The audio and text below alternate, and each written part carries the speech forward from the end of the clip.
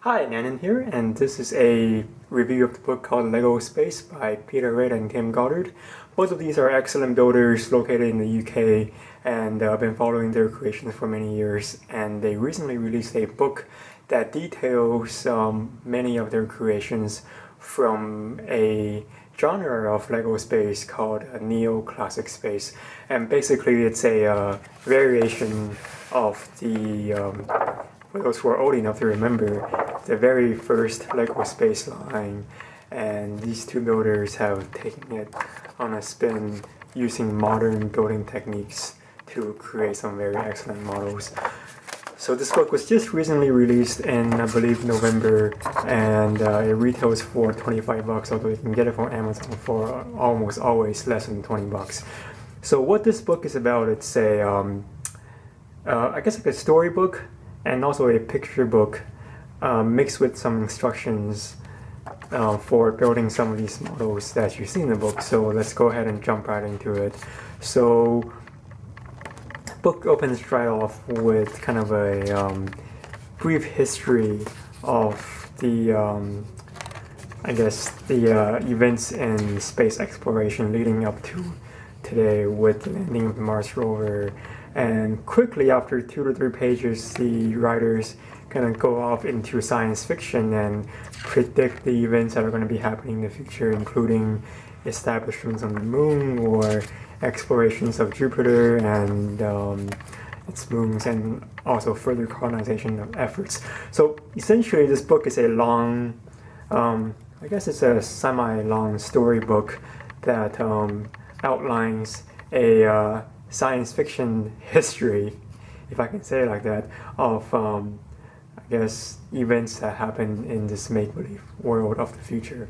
So there's a few chapters, but each chapter has a theme surrounding it. So for example, this first chapter, I believe, is more like kind of the basics of space exploration, colonization. As you can see, there are some instructions thrown in there, and a few detailed descriptions of some of the ships that were used by the Federation, as the builders have called it, which is the book explains to be a united, I guess, space agency. I'm not sure, I forgot the terminology, but it's like a world united effort to explore, colonize, and do anything space related. I'm sorry, that's a crappy summarization, but it's been a week since I skimmed through the book.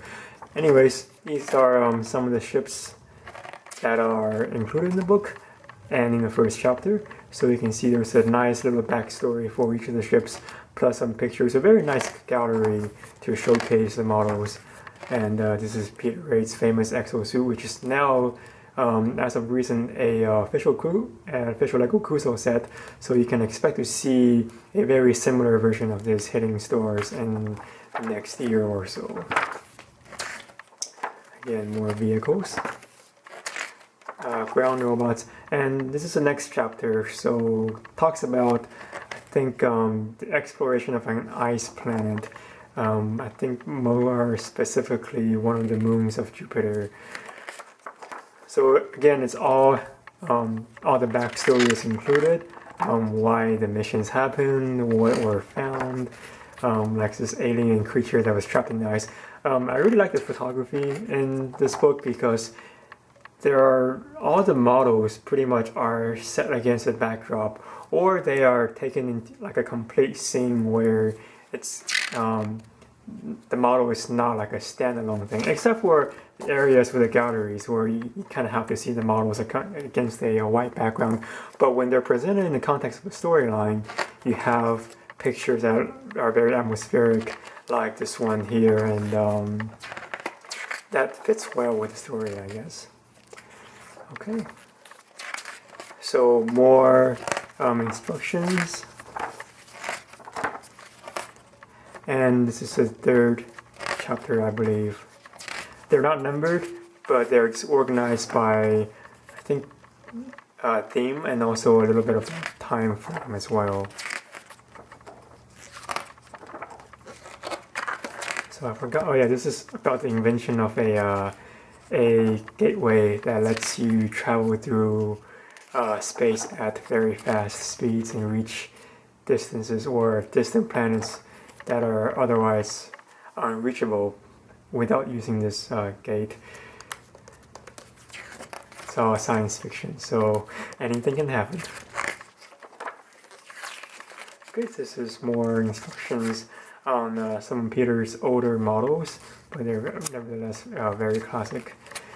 Again, another chapter here. This is the, I guess, one of the members of the crew kind of had a fascination with the creatures that were discovered in the ice, and then he kind of developed a synergy or a mind link with the creatures, and the creatures manipulated him as a result and turned him into like an evil general or some guy who is, I guess, leading an insurrection or a rebellion against the main Space Federation. So it kind of talks about that.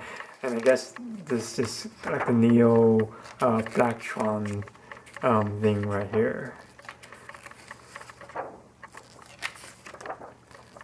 Okay, so more models, more models of the hangar, and these are the Neo Blacktron ships.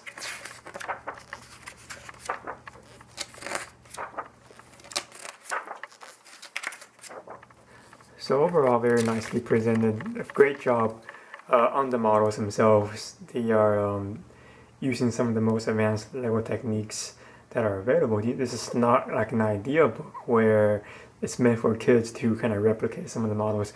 These are actually very complex models that are difficult to replicate. That's why the builders have included some instructions for a select few of them.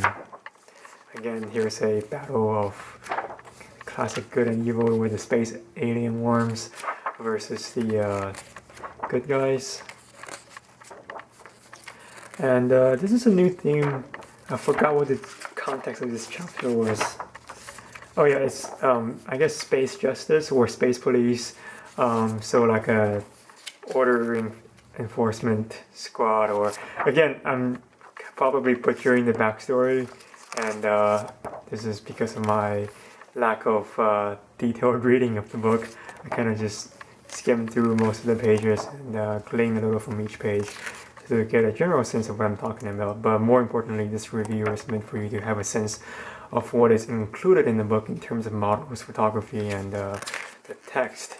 So if I were to tell you the whole story, then it wouldn't be fun for you to discover everything on your own. Then that's my poor excuse of not reading my assignment. But anyways, more models, more instructions.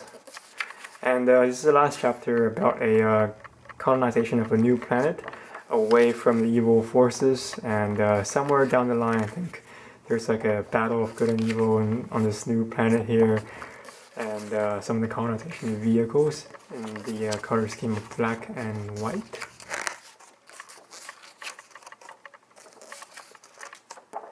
And here are details like a final struggle between the evil and forces and the colonists on the new planet, and miraculously the good guys win, of course, and the evil general here escapes through the gate into some unknown place, and the colonists are able to successfully farm on the new planet, and you're assuming that the story ends with a new life for the human race on this new planet. So there you have it. This is a book by Peter Reid and Tim Goddard about Lego space. So my impressions on this book, besides the fact that it's very well photographed, the models are very detailed and complex, a good compendium of their building style of neoclassic space.